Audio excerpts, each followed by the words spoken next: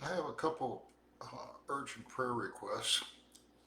One of them is for my one of my daughters who is suffering from leukemia, and she's already did all the chemo treatment, and they thought it was working, but it did not. So they put her on some experimental drugs, and to be honest with you, she's not doing very well. And the new experimental drugs that they gave her has totally disfigured her.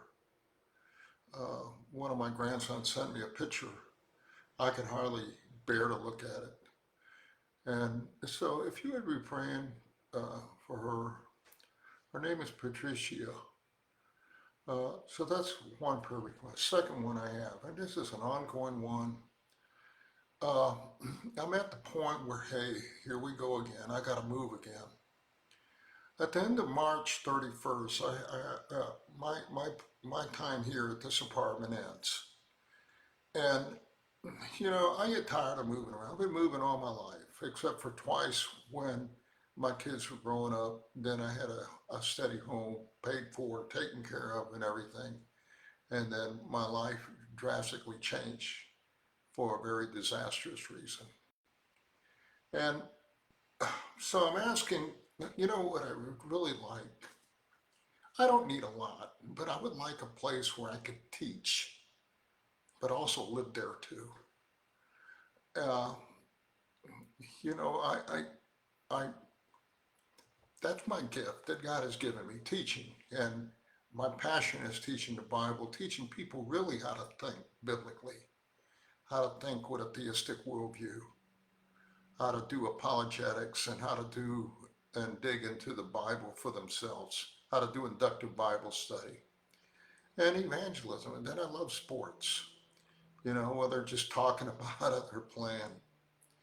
But some years ago, uh, when my kids were real little, I was stuck between a rock and a hard place. And I remember I took my Bible, a journal that I had, and I took a book, Through the Gates of Splendor by Elizabeth Elliot, the story of the life and testament of Jim Elliot, with me out to some acreage that one of my aunts owned way out in West Texas. And I went there by myself to go pray and fast for God to guide me. And he did. And he has ever since.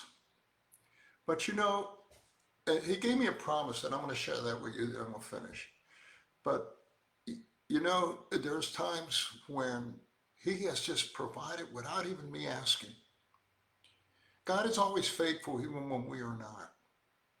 And other times where I had to get involved. I got in the driver's seat, but he guided me to different places. And that's kind of where I'm at now. I'm between a rock and a hard place. Well, he gave me this verse, and it's found in Exodus chapter uh, 33, verse 22. Now, uh, Moses had come back down from the mountain, and it was only because of his intercession that God didn't wipe out all of those Hebrews that he had brought out of Egypt. But there was a number of them that stayed faithful, Joshua and the remnant. And God interceded on their behalf because God wanted to slay them.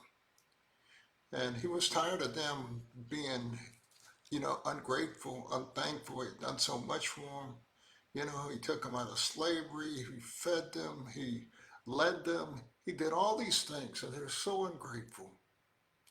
And they took advantage of his goodness. And instead of responding with a spirit of humility and goodness and thankfulness, they responded by rebellion and even made themselves an idol of all things of a cow.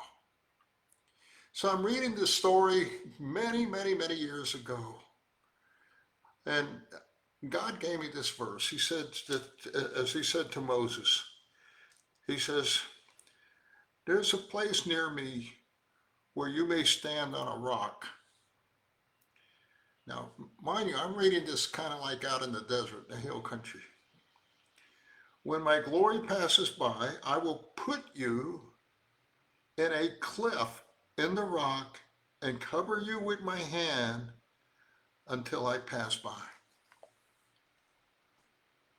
So I took that as a means that God is going to put me somewhere between a rock and a hard place. And he has ever since.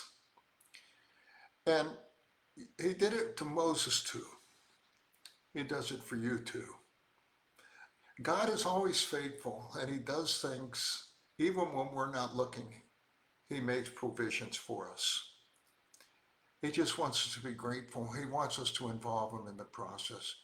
All the different things God has led me all through these years. It's just, you know, whether it's going through seminary, whether it's going into the PGA, whether going to Europe, all the different ministries at Boysville and caring for Miss Elsie and Miss Ellen, having my kids, all the different things God has guided, all those all the way, you know. And so I'm asking for prayer for my daughter and then also for my next step, ministry, place to minister and live. And, and, and if you would do that for me, I would really appreciate it. Meanwhile, stay warm this weekend. you know, uh, that's no big deal to me. I've lived in northern climates before. And I went to the store and I was to buy a few things. I was surprised they didn't have any milk. There was no eggs left. And guess what other item was missing? Pizza. All their pizza was missing. And people said, I want to get pizza. I'm going to sit back and watch TV. And so I'm going to go outside. In fact, I'm getting ready to go to the park and do some little witnessing right now. But God bless you. I really appreciate each and every one of you. It's because of your prayers that I have made it this far. I've been doing this now for podcasts and devotions on Facebook, I don't know, 10, 15 years now. And I just thank you for your faithfulness. And let's see what happens. Okay, hang tight.